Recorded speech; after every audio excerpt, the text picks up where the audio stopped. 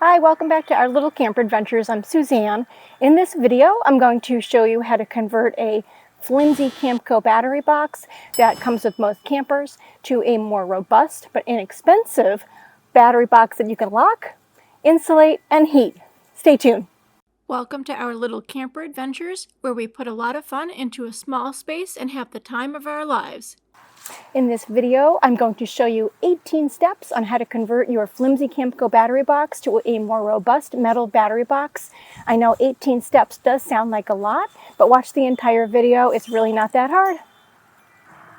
We wanted to change out the flimsy Camco battery box to a more robust battery box because we wanted to be able to lock our batteries. We have lithium batteries and they can be on the expensive side, but also the Camco box did not have any room available to be able to insulate or even put the heat pad around the batteries. So that's why we wanted to convert this battery box to the metal one. Now, we live in the Northeast where temperatures in the wintertime, or even sometimes in the fall and the spring, can get below freezing. Lithium batteries can be damaged if you are charging them, and also sometimes even using them when the temperatures are below freezing. So I wanted to make sure that our battery box had some insulation around it. And in another video, I'm going to show you how we also installed some heat pads to heat the batteries. We bought our batteries in 2020, and at that time the Battle-Born batteries did not have the option to heat. This battery box that we used is cheaper than some of the RV lock boxes that are on the market, making this modification cost-effective. My original plan was to do this modification in 2023, but work, life, and weather got in the way. When I first started doing this modification last year, I put the pink foam insulation in the battery box first. I do not recommend that, and stay tuned for the video to understand why. The list of items I purchased and tools used are in the description below. Most of the items were purchased on Amazon and Home Depot. Drill, hole saw, 1¼ inch in size. Drill bit, 21/64 size for metal. Ratchet set, wire cutter and crimper for large gauge wires. Electrical tape, painter's tape, marker or pen, razor or jigsaw, wire brush. Harbor Freight metal tongue box, 35 inches. 130 by 90 millimeter U-bolt square brackets. I purchased a total of 6. M8 stainless steel lock nuts and lock washers. M8 stainless steel washers. M8 stainless steel nuts. Rubber washers. Pink insulation, 1/2 inch thick. Reflectix and Reflectix tape to hold in place. Victron 712 battery monitor, 1/0 gauge 12-inch red and black wires with 3/8 lugs. 2 gauge 4-foot cable with 3/8 lugs. 90-degree copper lug 1/4 hole for 2 gauge wire. Cable glands for 1/0 gauge wire. Rustoleum spray paint primer and black spray paint for metal. The original Camco battery box straps. Step 1. Move propane tanks forward by removing the propane tanks. Remove the self-tapping screws and bolts.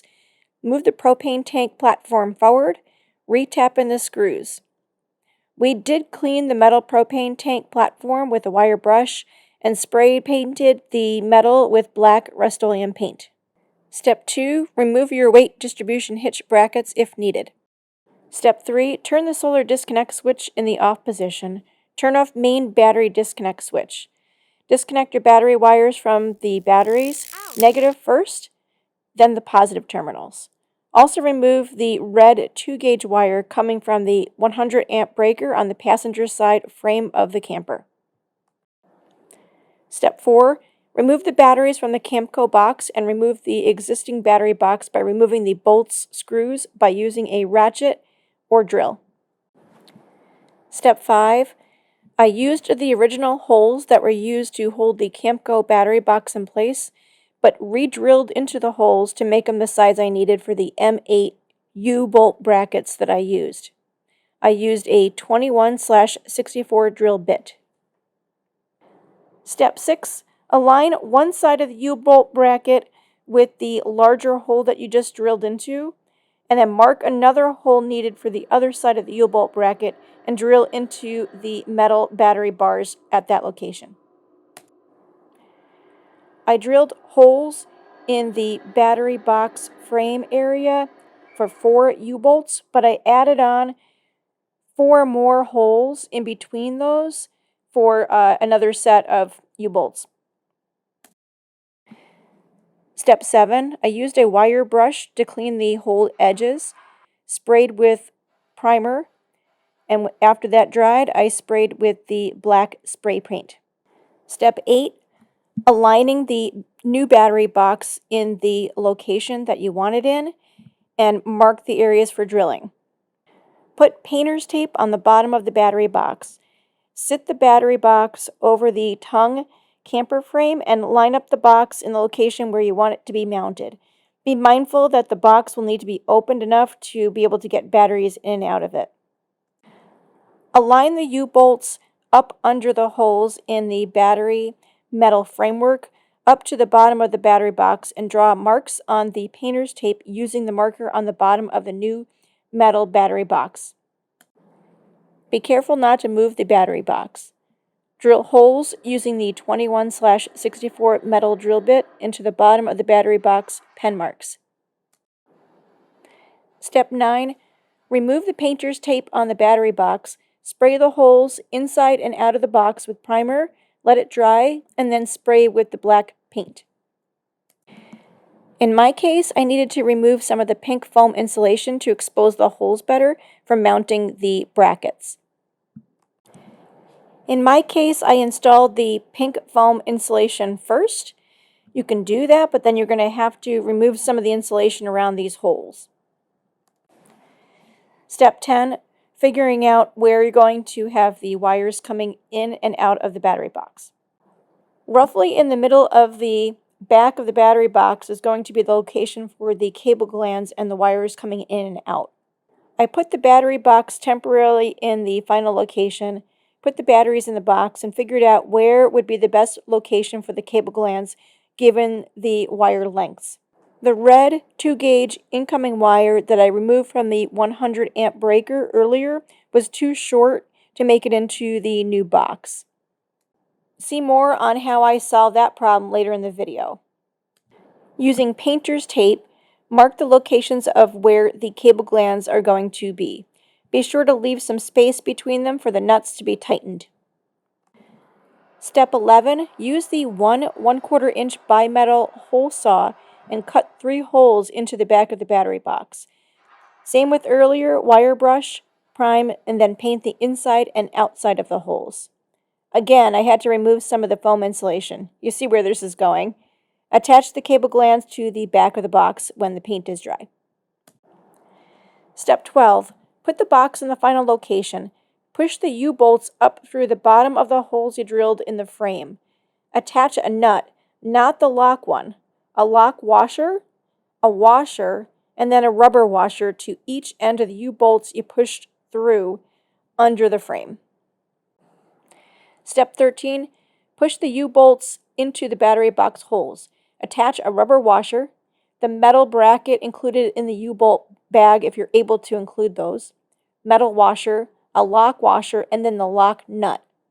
Using a drill or ratchet, tighten every lock nut down. Also tighten the nuts under the battery box as well. Complete attaching all the U-brackets the same way. Step 14, aligning the Camco straps in the box. I first aligned the straps where I want them to be to hold the batteries in place. Drilled holes in the straps and attached the straps under the lock nuts. Step 15. Now this would be the best time to add the pink insulation and Reflectix if you want to use that. You'll need to put holes or slits into the insulation or Reflectix for the battery straps to come through. Step 16. Put your batteries into the box. Strap each of them down and pull the battery wires into the box through the cable glands. Tighten down the cable glands on the outside of the wires to keep moisture and bugs from entering.